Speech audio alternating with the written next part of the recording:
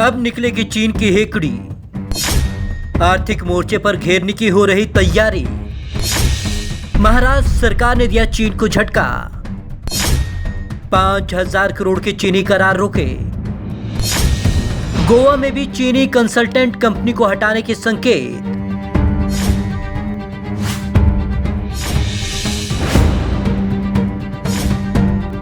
लद्दाख के गलवान में 15 जून को चीनी सैनिकों के भारतीय सैनिकों के ऊपर धोखे से किए गए हमले के बाद से देश भर में चीन के खिलाफ आक्रोश है। यह आक्रोश लगातार बढ़ता जा रहा है। देश में चीनी सामानों के बहिष्कार की मांग हो रही है। हर ओर बायकॉट चाइना का शोर सुनने को मिल रहा है। अब राज्य सरकारें भी चीन को आर्थिक मोर्चे पर घेरने की तैयारी कर रही हैं। महाराष्ट्र सरकार ने दिया चीन को झटका। इसी कड़ी में महाराष्ट्र सरकार ने सोमवार को चीन को बहुत बड़ा झटका दिया। उसने चीन की कंपनियों के साथ हजारों करोड़ रुपए के समझौते को रोक दिया। महाराष्ट्र सरकार ने चीन की कंपनियों के साथ 5,020 करोड़ रुपए के 3 बड़े समझौते रोक दिए। महाराष्ट्र के उद्योग मंत्री सुभाष देसाई ने कहा कि केंद्र सरकार के मशवरे के बाद ही समझौते रोके गए हैं। विदेश मंत्रालय ने भविष्य में भी चीनी कंपनियों के साथ कोई समझौता नहीं करने को कहा है। वहीं गोवा सरकार ने 1400 करोड़ रुपए की लागत से जुआरी नदी पर बन रहे 8 लेन के पुल के प्रोजेक्ट से चीनी कंसल्टेंट कंपनी को हटाने के संकेत दिए हैं। महाराष्ट्र में 16,000 करोड़ के हुए थे समझौते। हाल ही में हुए ऑनलाइन इवेंट मैग्नेटिक महाराष्ट्र 2.0 में विभिन्न कंपनियों के साथ 16,000 करोड़ के समझौते हुए थे। पुणे के तालेगांव में ऑटोमोबाइल मैन्युफैक्चरिंग यूनिट स्थापित करने के लिए ग्रेट वॉल मोटर्स के साथ 3,770 करोड़, फोटोल और पीएमआई इलेक्ट्रो के साथ 1,000 करोड़ और हेंगलू इंजीनियरिंग के साथ 250 करोड़ रुपए के समझौते हुए थे, जिस पर सरकार ने रोक लगा दी। हालांकि अब इन्हें रद्द करने के बारे में कुछ नहीं कहा है। इन सेक्टरों में चीन ने किया है भारी निवेश। 2010 तक चीन ने देश में 1,000 करोड़ रुपए का निवेश किया था, लेकिन पिछले 2 सालों में उसने 85,000 करोड़ रुपए का निवेश कर दिया।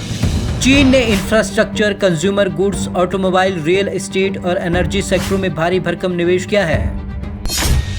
दूसरे देशों के जरिए भी निवेश करता है चीन।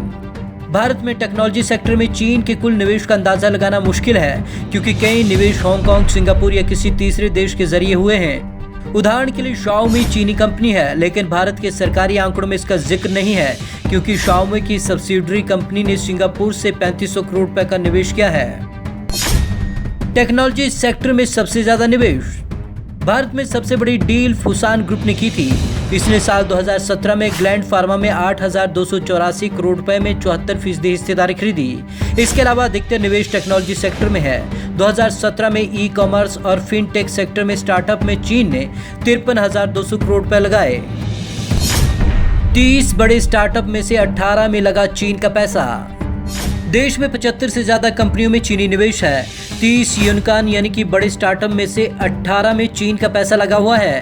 ये वो स्टार्टअप हैं जिनकी वैल्यू $1 अरब यानी कि 7600 करोड़ रुपए से अधिक है। इनमें से 60% स्टार्टअप में चीन की सरकारी और निजी कंपनियों का पैसा लगा हुआ है। डाटा चोरी करने में चीनी कंपनियां माहिर। चीन में अलीबाबा जैसी निजी कंपनियों पर भी सरकारी नियंत्रण है। ब्रुकिंग्स इंडिया में प्रकाशित अनंत कृष्णन के शोध के अनुसार चीनी कंपनियों का भारत में निवेश डराने वाला है, क्योंकि चीनी सरकार सर्विलांस से लेकर सेंसरशिप तक जैसे सभी काम इन्हीं कंपनियों से कराती है। इसलिए यूरोपीय देशों ने चीनी कंपनियों पर कुछ प्रतिबंध लगाए हैं जो भारत में नहीं है। ये कंपनियां चीनी नहीं, पर पैसा चीन का भी। यही नहीं, चीन निवेश के लिए कोई तिकड़म नहीं छोड़ता। वैसी कंपनियों में भी अपना पैसा लगा रहा है जो चीन की नहीं है। इन कंपनियों में Snapdeal, Swiggy, Ola, Paytm dot com, Flipkart, BigBasket, Zomato, Hike, Paytm, mall, OYO, Byju, MakeMyTrip, Policybazaar, Quikr शामिल हैं। Bureau report, Punjab Kesari TV, Chandigarh.